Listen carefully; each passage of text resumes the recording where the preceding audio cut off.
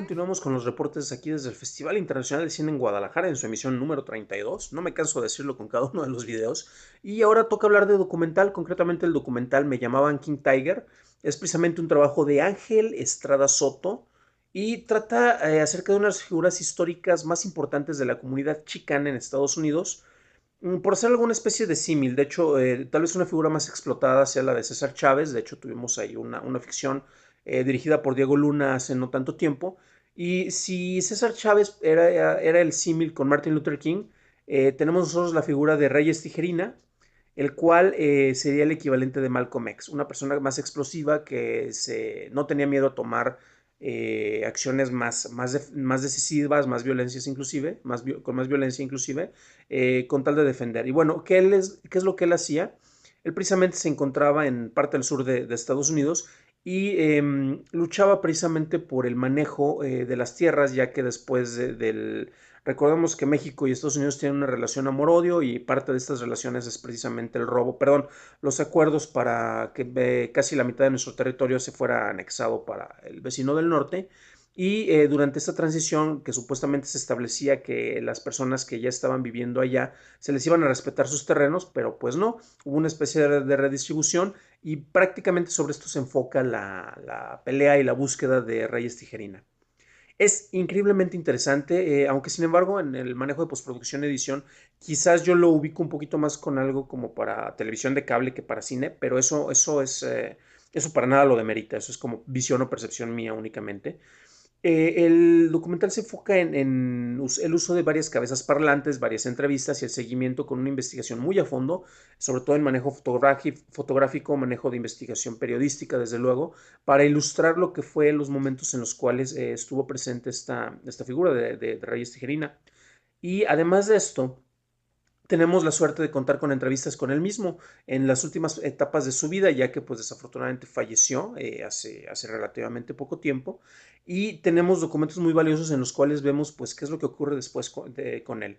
De repente tenemos el esquema de que los grandes héroes revolucionarios deben de morir jóvenes porque si no, su figura puede cambiar y tener una alteración muy distinta si continúan vivos. Y aquí tenemos una confrontación de ese tipo, ya que vemos que tuvo tal vez una presencia muy corta en tiempo, cuando fue su periodo de activismo, pero que sin embargo logró tener el reconocimiento e incluso la aceptación por otros grandes líderes. Ya había mencionado precisamente a los de la comunidad afroamericana y en la época en la cual se estuvo manejando, pues también tenemos relaciones con las comunidades islámicas dentro del mismo Estados Unidos y también vemos el reconocimiento que le daban precisamente a este personaje.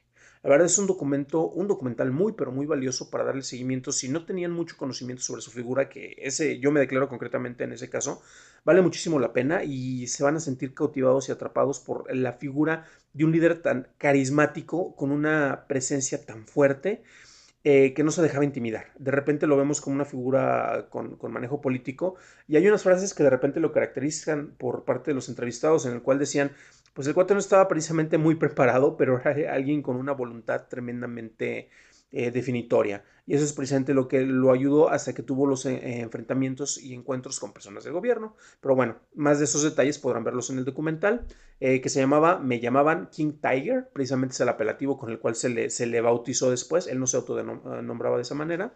Y bueno, después de este documental seguiremos hablando de otros trabajos en Chorros y Palomitas para llevar en vivo desde el Festival Internacional de Cine de Guadalajara en su emisión número 32.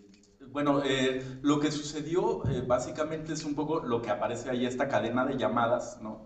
Que terminan con Willy Baldo buscando a Don Reyes. Y Willy y yo bueno, en ese momento vivíamos en Juárez, ahora él vive en Los Ángeles, y somos amigos, y sucedió exactamente lo mismo. Él un día me llamó y me dijo, oye, ¿tú sabes quién es Reyes López Tijerina? Yo reaccioné igual que él, pues, el líder chicano, ¿no? Y entonces me platicó que estaba vivo, ¿no? Y que vivía en Juárez. En ese momento de inmediato pensé en buscarlo, pero no se dio eso, ¿no? Yo luego fui a pasar una temporada a la Ciudad de México y cuando regresé a Ciudad Juárez, lo primero que hice fue buscarlo.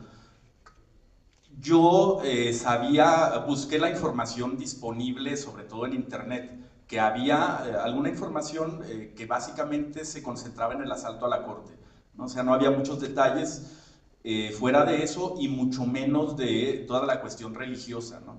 Entonces yo lo conocí primero a él buscando esta historia del activista y fue un poco difícil porque él siempre estaba dispuesto a hablar, pero al mismo tiempo tenía muchas desconfianzas, ¿no?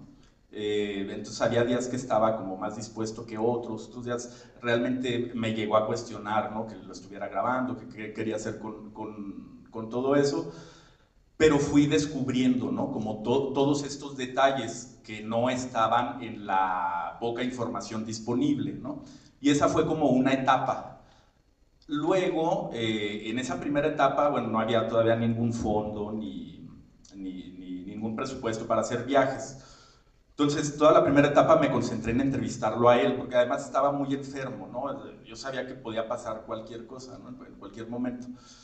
Entonces, una vez que conseguimos el Foprocine, es cuando empiezo a viajar y a buscar en los archivos, que fue como otra etapa totalmente distinta, porque ahí descubrí muchas cosas que no había descubierto en las entrevistas con él, ¿no? Entonces, el encontrar como los diarios, las grabaciones, ¿no? Entonces, de alguna forma, el resultado final se fue conformando de todas estas etapas de descubrimiento.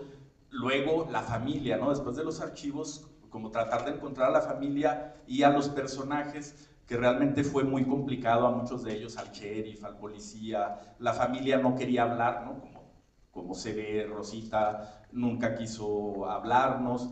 Entonces sí, fueron distintas etapas en las que el primer interés era el activista, ¿no? Y después yo terminé por pensar que la historia que quería contar era más bien la del personaje, ¿no? Como acercarme más al drama de este hombre que tenía estas creencias y una misión que cumplir y que seguía permanentemente en lucha, ¿no? Y para eso había que contar también detalles históricos y del movimiento.